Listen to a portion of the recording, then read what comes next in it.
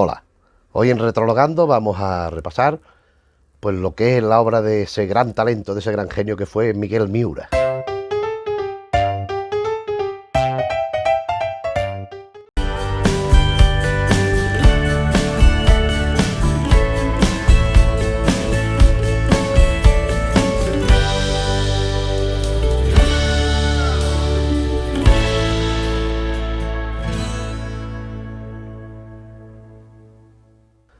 Miguel Miura Santos nace en 1905, como es sabido, falleció en 1977.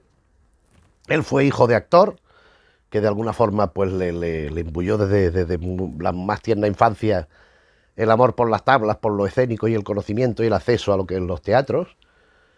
Pues siempre se sintió muy atraído, pero siempre desde una perspectiva, al principio, de cierta distancia, de verlo venir, de asistir a funciones, de coquetear con las coristas, con las actrices de rigor.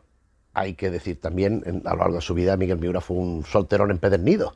Él no necesitó casarse, no le pareció bien, no encontró ocasión. Él decía en alguna ocasión que se había declarado alguna vez y que la habían rechazado, así que parece ser que no es cierto. En todo caso, él no se casó, no tuvo a bien casarse.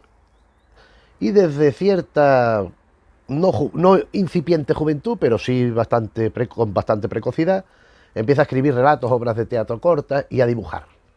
Porque el origen de Miura está en los relatos, artículos, tal, de las revistas, estas mismas revistas que estamos diciendo en todos los vídeos relativos a la otra generación del 27, y en el humor gráfico.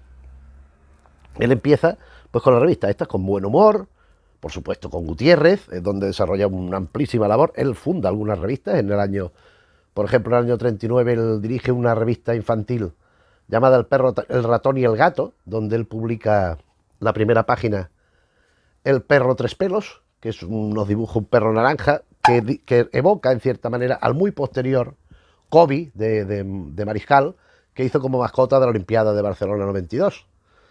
El perro, ratón y el gato, que dicho sea de paso, son 38 historietas, 38 páginas, 37 números regulares y un extra, un almanaque, que no están recogidas en ningún sitio. Ahora veremos lo que hay publicado de obra gráfica de Miura, y se suele incluir una selección, pero completo no está. Yo lo tengo hecho por hemerotecas y por pillar ejemplares y escanearlo, claro.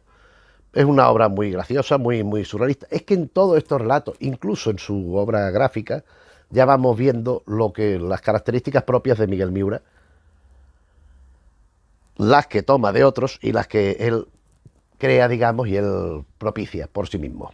Llegada la guerra civil, él monta con tono, como es sabido, la ametralladora, que era era la sección cómica de una revista cómica, perdón, para los combatientes de los sublevados, de lo que se llamaba el bando nacional. Él, cuando empieza la contienda, se va a San Sebastián, que era una zona nacional, y pasa allí toda la guerra.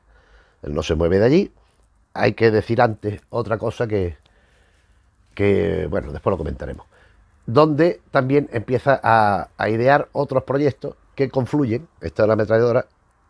Hay un paréntesis entre la ametralladora propiamente dicha y lo siguiente, que es en la revista Tajo, una revista del bando nacional también, se incluye una página de humor que elaboran Miura y Tono, con tiras cómicas, con aventuras tal y cual, y con escritos, lo cual desemboca por vía directa en La Codorniz, la gran revista de humor para el lector inteligente, creada por Miguel Miura.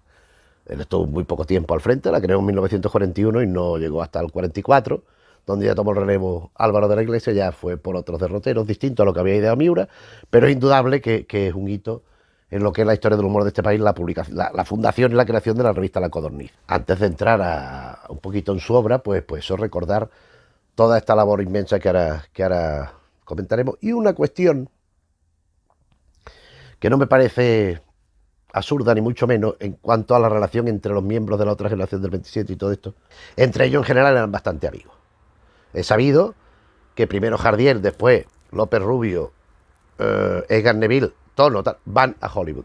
Jardiel otra vez. Y se ayudaban, o sea, uno, oye, mira que hay esto, y llamaba al otro y hacían piña. Voy a contar una cosa, las dos son muy conocidas, pero sobre todo una, Miura es el único que no va a Hollywood.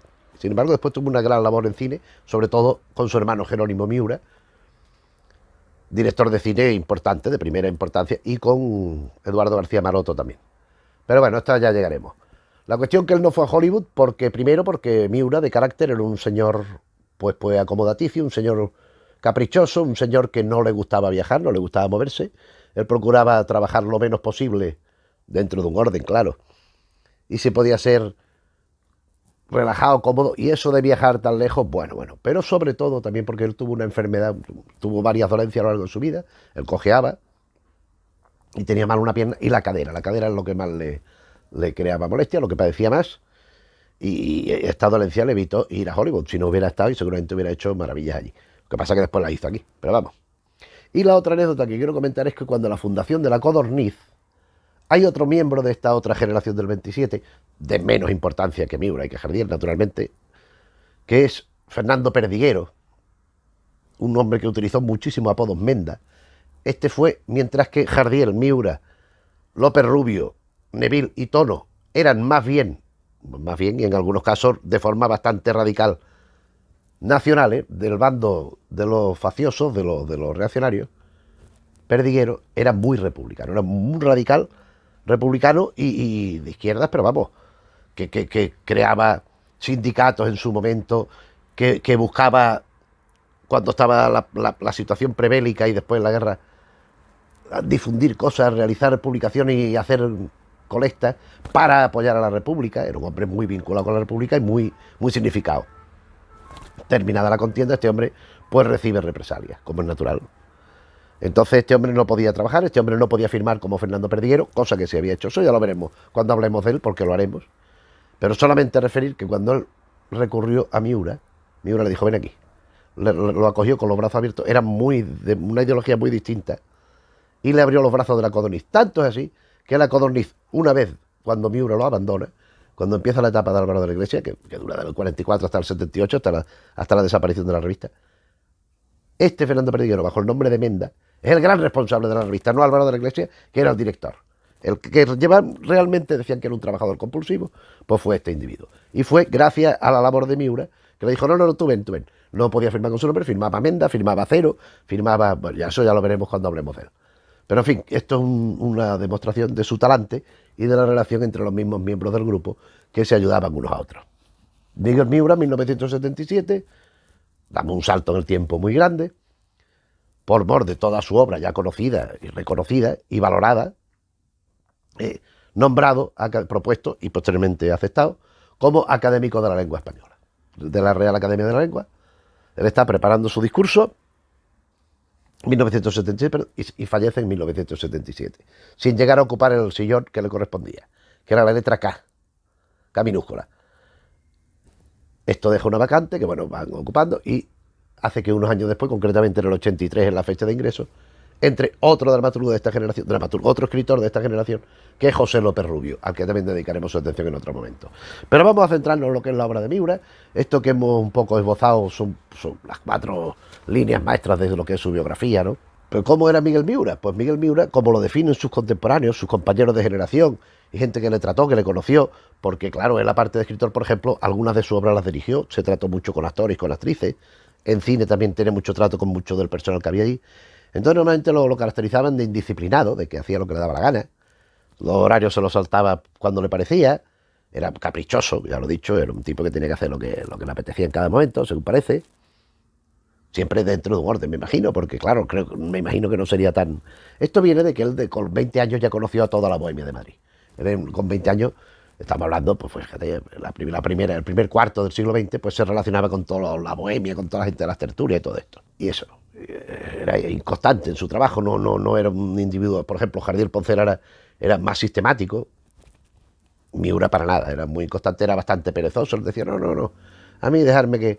Pero, por ejemplo, después en sus obras veíamos que, por supuesto, un humor descacharrante, el gran genio de esta generación junto con Jardiel es Miura, sin duda, el gran renovador, el gran creador, no es el más prolífico, desde luego, ni muchísimo menos, no digamos al lado de Jardiel, pero por ejemplo Tono tiene una obra muy considerable, pero bueno, él pretendía hacer un humor escéptico desde el escepticismo, en lugar de la evasión, del escapismo, él prefería el escepticismo, el plantear la situación de diciendo, bueno, ¿qué obra en la que, claro, en cierta manera, es una declaración de principios?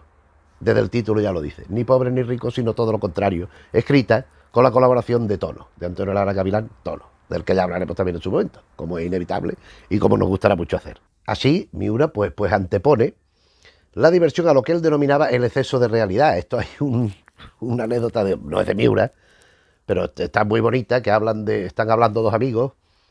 Es una cosa de Eduardo Mallorquí, un autor que a mí me interesa mucho, de obra corta, porque bueno, terminó su vida a muy temprana edad, con demasiada anticipación.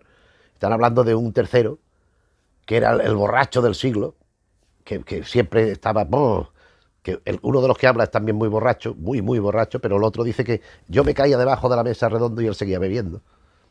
Y dice, ¿sabes? ¿Te acuerdas de López? Sí, hombre, López al cuadrado, porque era López López, sí. ¿Y qué pasa? No, pues que dejó de beber, murió. ¿Cómo? ¿Dejó de beber? Ah, sí. ¿Y de qué murió? De un exceso de realidad. Pues Miura un poco iba en esta línea, también en parte Jardiel y los demás, porque también Miura fue muy influyente como Jardiel, quizá no al nivel de Jardiel, porque además Jardiel había empezado bastante antes a darse a conocer, pero sí este tipo de cuestiones pues la plantea Miura como, por ejemplo, por decir algunas de sus características generales, aplicables a su obra gráfica, a su obra articulística de relato, a su texto extenso en narrativa, en prosa, a su teatro y a su cine, a todo, porque es que en cierta medida todo compone en el conjunto, compone lo que es la obra de Miguel Miura. Pues ¿qué nos encontramos? Pues nos encontramos, por ejemplo, unos juegos semánticos muy específicos, muy particulares, muy graciosos, unas relaciones muy extrañas, de cosas que normalmente son antagónicas o dispares que no se asocian para nada, aquí aparecen unidas, comparaciones, pues eso, disparatadas, descacharrantes, que de pronto te saca esto, porque es que te tienes que reír porque no hay más remedio. Pero siempre una cosa muy certera de Miura, siempre lo hace hasta un punto. O sea, él no busca la carcajada del momento, del chiste fácil, no, él busca otra cosa.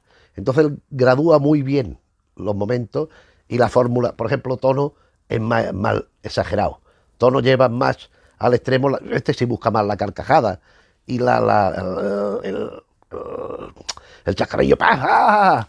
Pero Miura no, Miura es más, en eso es más moderado y por eso la obra de Miura deja un pozo que a lo mejor el Tono no tiene, ¿no? Otra característica, pues la acción fuera de la lógica, fuera del contexto, fuera de la realidad.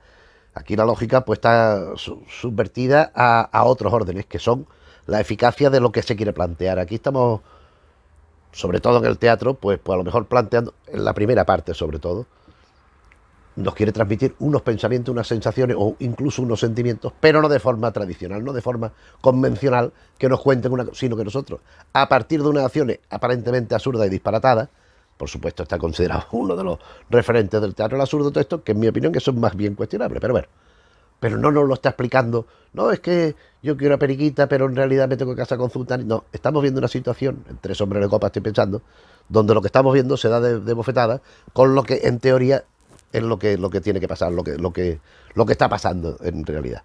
En Ni pobre ni rico, sino todo lo contrario, también sucede algo así. En Viva lo imposible, el contable de la estrella, la obra que escribió con Joaquín Calvo Sotelo, también sucede. Joaquín Calvo Sotelo, al que dedicamos aquí un vídeo y hablamos mínimamente de esta obra porque ya pensaba que iba a hacer esto. Por supuesto, aquí hay un ingrediente importante de priorizar la autenticidad sobre la apariencia, sobre la falsedad. Algo que, por paradójico que pueda parecer, es lo que limita la obra de Miura. Porque claro, Miura todo esto lo busca, y una cosa que de forma voluntaria y consciente él busca pues esto que estamos comentando, pero por otra parte necesita el aprecio, el reconocimiento del público, como pasa con Jardiel Poncela, exactamente igual. Él no puede limitarse a ser un autor minoritario, no quiere, no puede, no. Él tiene necesidad de ese reconocimiento, de esa valoración, de ese aprecio público, y lo consiguió. De forma tardía, pero lo consiguió. ¿Esto a qué lleva? A que su teatro no siempre sea lo radical que en principio podría ser. No me refiero a la gradación de manipular los sentimientos y los tempos teatrales, sino a la acción dramática en sí. Como siempre vemos, a partir de un momento, sobre todo, todos los finales giran hacia el final feliz, hacia la, ¿cómo lo podemos decir? Hacia la concordia, hacia el... Si hay un personaje más negativo, pues o bien queda desprestigiado ya tal, o se le redime. Entonces busca siempre esa especie de complicidad con el público. Jardiel también hace algo por el estilo. Y sobre todo, Miura en la segunda etapa ya claudica del todo y hace un humor más convencional, menos diferente, menos enfrentado a lo que es la razón y a la concepción burguesa de la existencia, que es otra de las oposiciones que en su teatro, fíjate que él era conservador, pero mucho, muy tradicionalista, pues él opone siempre la concepción del mundo, de la burguesía, de la clase media, opuesto al sentido de la libertad. Eso es un elemento palpable en sus obras de teatro y en su escrito en general. Dicho esto, pues vamos a pasar a revisar mínimamente lo que es su obra, como siempre mínimamente, porque es que no hay más remedio, empezando por su obra periodística, su obra en revistas. Buen humor, Gutiérrez, Muchas Gracias, Macaco, El perro y el ratón y el gato, todas estas revistas, hasta culminar en La Codorniz, pues, hombre, está muy disperso en todas estas publicaciones, pero por suerte, cosa que por ejemplo no ocurre con Jardiel, no ocurre con López Rubio, no con Neville, Pachí Pachá. Por supuesto, con Perdiguero Mena no sucede, con Santugini hasta hace bien poco tampoco, pero por suerte de Miura tenemos esta prosa y obra gráfica, donde se recoge no todo el material, ya lo digo, sobre todo de obra gráfica falta muchísimo, muchísimo, pero está, mira, lo publicado en La Voz, Buen Humor, Muchas Gracias, Varieté, Macaco, El perro, el ratón y el gato, Cosmópolis, Gutiérrez, Unidad, Vértice, La ametralladora y, que era un título de una revista, Tajo, Primer Plano, Cámara Internacional, Informaciones, El Español y La Codorniz. Aparte de otra cosa que ahora volveremos sobre ello. Esta es la obra inicial de Miura. Todo aquí hay obras de teatro, muy breves, aquí hay viñetas, desde un estilo más realista, más pragmático, más ecléctico si se quiere, al principio, hasta concluir o avanzar en el tiempo a dibujos pues mucho más esencializados, mucho más próximos al cubismo, al grafismo pues novedoso que se estaba haciendo, muy esencializado, muy de corte de impactar que entraba por el ojo de forma inmediata, fíjate. Y aquí hay que mencionar pues los seudónimos. Jardiel Poncela, del que ya hablamos aquí en 2 vídeos, cuando escribía aquí, escribía como Enrique Jardiel Poncela. Dicen que había otros seudónimos. Yo no sé nada más que uno, que este sí que público y notorio, que era él. En Gutiérrez, él hacía una página, hablo de Jardiel Poncela porque en aquel momento no lo dije, para decirlo ahora, hacía una página de la mujer, en Gutiérrez, y firmaba el conde Enrique de Borsalino. Enrique de Borsalino era Jardiel Poncela, escribiendo específicamente esa sección, alguna otra, algún relato, donde cabían consejos, siempre en clave de humor, ¿eh? No se entienda que era una cosa en plan serio, un plan señorita Francis o estas cosas, no. O señora Francis, perdón.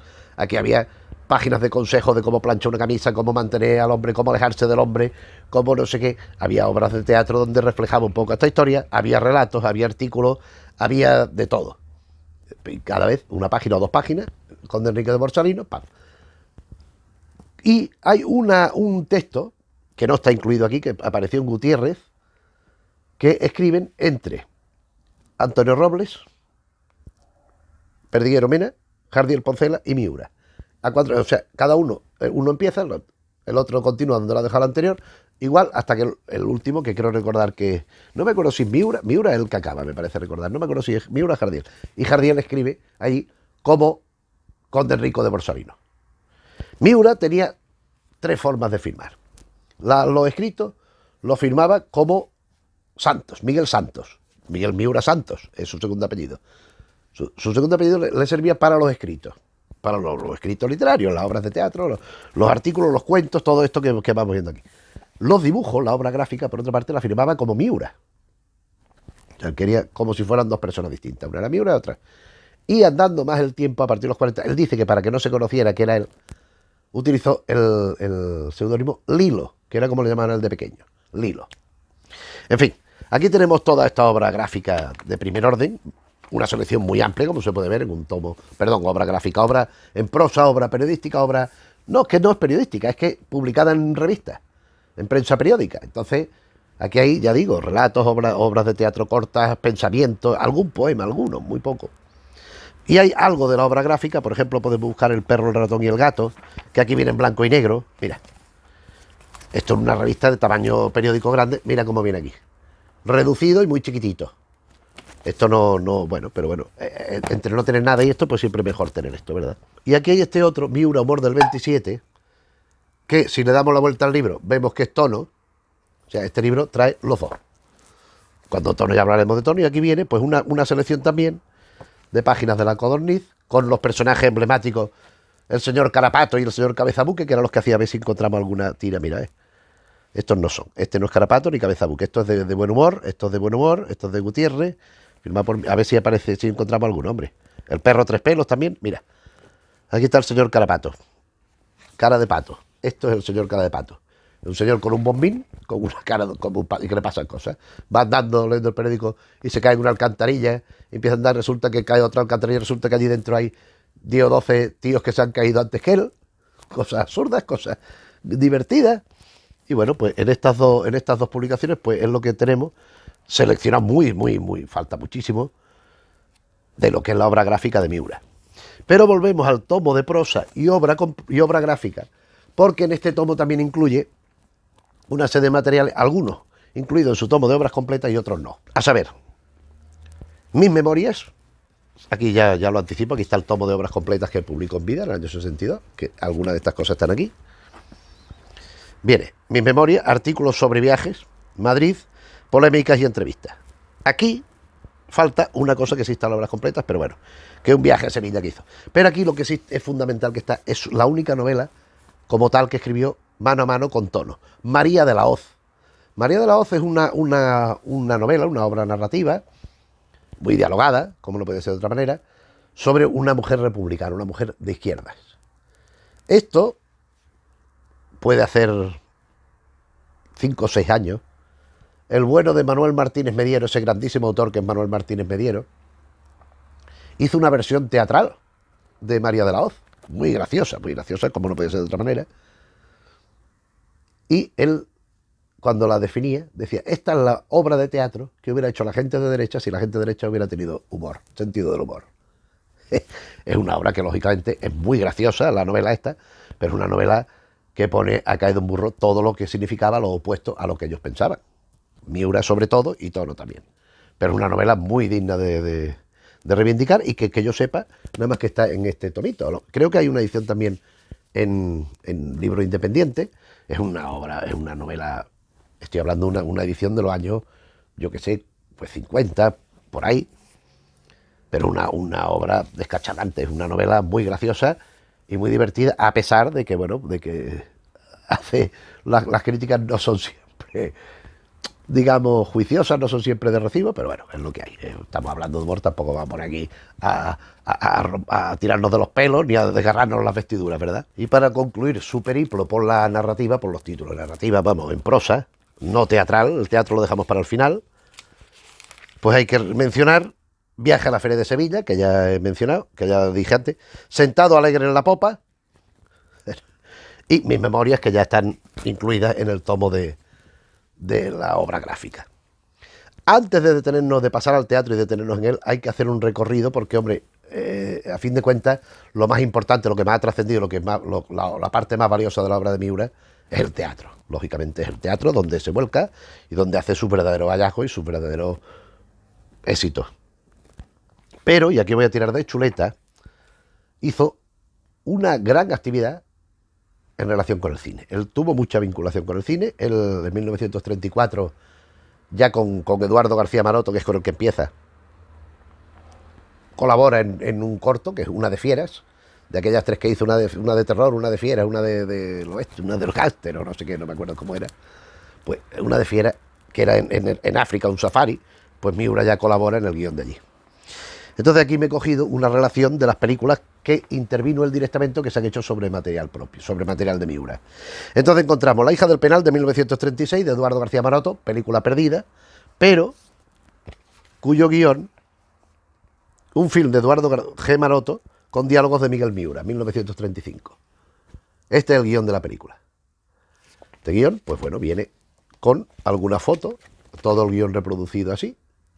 García Maroto advierte que aquí lo que viene, lo que escribió él, que no deben de estar los diálogos de Miura, pero bueno, es lo que tenemos. El material que se conserva es este. No hay otra cosa respecto a los guiones de Miura, que yo sepa, lo único publicado es este. Y además que la película, ya digo, que se perdió. Entonces tenemos Los hijos de la noche, 1940, Benito Perojo.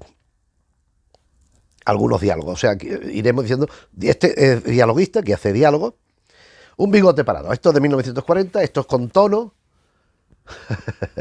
Ellos cogen una película que era vienesa, creo recordar, muda, en blanco y negro, como es natural.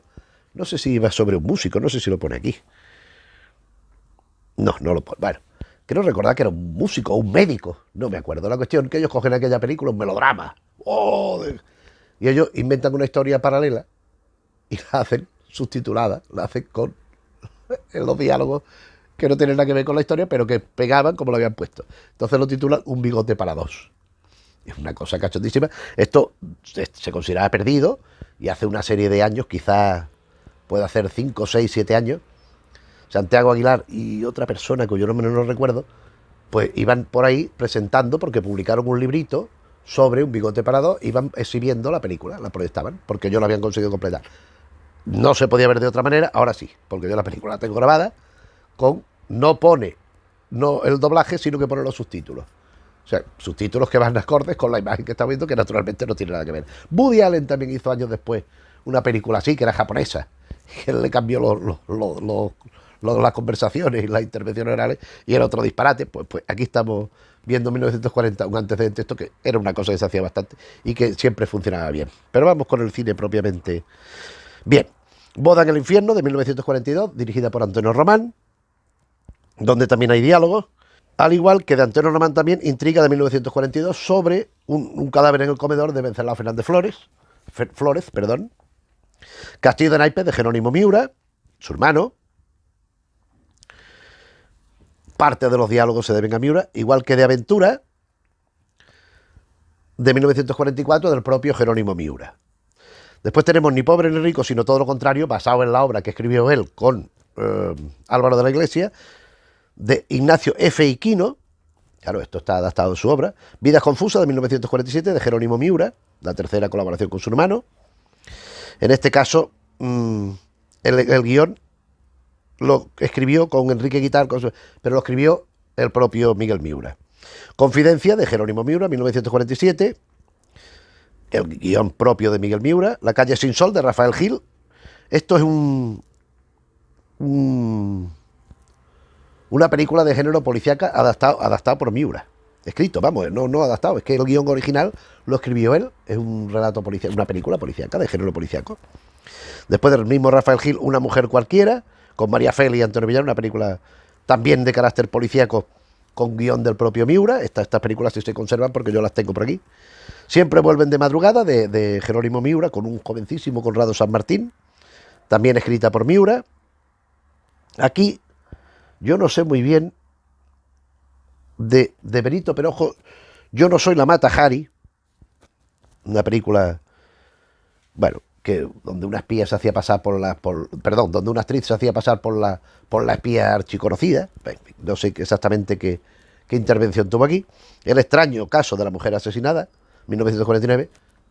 Perdón, antes dije Ni pobre ni rico, sino todo lo contrario, la obra que escribió con Álvaro de la Iglesia. No. Ni pobre ni rico, sino todo lo contrario, está escrita con Tono. Esa es una obra en colaboración con Tono, que en un momento hablaremos, bueno, en otro vídeo hablaremos de ella. La que escribió con Álvaro de la Iglesia, El extraño caso de la mujer asesinadita. El caso de la mujer asesinadita. En la película, la adaptación es escrita por Miura y Álvaro de la Iglesia, El extraño caso de la mujer asesinada, de 1949, pero vamos, es lo mismo. Mi adorado Juan, de Jerónimo Miura, sobre obra, es que son muchas, sobre la obra del propio Miguel, de su hermano, dirigida por su hermano, por Jerónimo. El pasado amenaza, de Antonio Román, de 1950. La corona negra, del 51, de Luis Saslavsky. Me quiero casar contigo, de Jerónimo Miura, escrita toda por Miura. Bienvenido Mr. Marshall, año 53, con Luis García Berlanga y con Juan Antonio Bardem a la pluma. Claro, esto es algo, esto es un monumento, esto es una de las películas más importantes del cine español, conocida, archiconocida por todo el mundo, y que yo creo que algunos trozos dicen que Miura, yo creo que algunos trozos de Miura son muy notables, se perciben enseguida, creo yo. Tres citas con el destino, aquí esto es una película de Florian Rey de historias independientes, él escribió uno, el español, porque eran, no sé si había otro italiano y otro argentino, no sé qué, o mexicano. El caso de la mujer asesinada, otra versión, Pescadora, esta es una mujer cualquiera, es una versión de una mujer cualquiera de Miura, Suspenso en comunismo, con guión de Miura, de Eduardo Manzano Brochero, A media luz los tres, adaptación de la obra propia homónima, Viva lo imposible de Rafael Gil, que escribió con Calvo Sotelo, que ya lo hemos mencionado, El puente de la paz, Carlota, Maribel la extraña familia, Solo para hombres, Melocotón en almíbar, tal y cual. Pero hay otra contribución al cine que me parece esencial, no siempre conocida, no siempre divulgada, que es su colaboración a la traducción de los diálogos de los hermanos Marx. Algunas películas de los hermanos Marx, creo que a partir de cierto momento, Sopa de ganso, una de ellas, parece ser que seguro, Una noche en la ópera tal, a él le daban la traducción. Él cogía el texto traducido, dígame esto más gracioso. Entonces él iba cambiando cosas y adaptándolo a su forma de entender el humor. Consecuencia, las películas de los hermanos Marx las vemos en inglés con subtítulos y nos hinchamos de reír con el humor de los hermanos Marx. Si lo vemos en versión doblada, muchas de las cosas que están diciendo que nos hacen reír son propias de Miguel Miura. Bueno, y con esto lo vamos a dejar aquí. Yo pensé que iba a ser un vídeo, van a ser dos, porque todavía no hemos entrado en su teatro, que es lo más conocido, lo más interesante de su obra. Espero que, bueno, pues estas cosas que voy mostrando pues están ahí a la disposición del que quiera. Y por nuestra parte espero que te haya gustado el vídeo, que si es así pues te suscribas, que si te interesan estas cosas te suscribas y se lo recomiende a otra gente que conozca. Y así entre todos pues iremos ampliando este canal, que es vuestro como nuestro, para hacer y compartir lo que nos apetezca. Un saludo.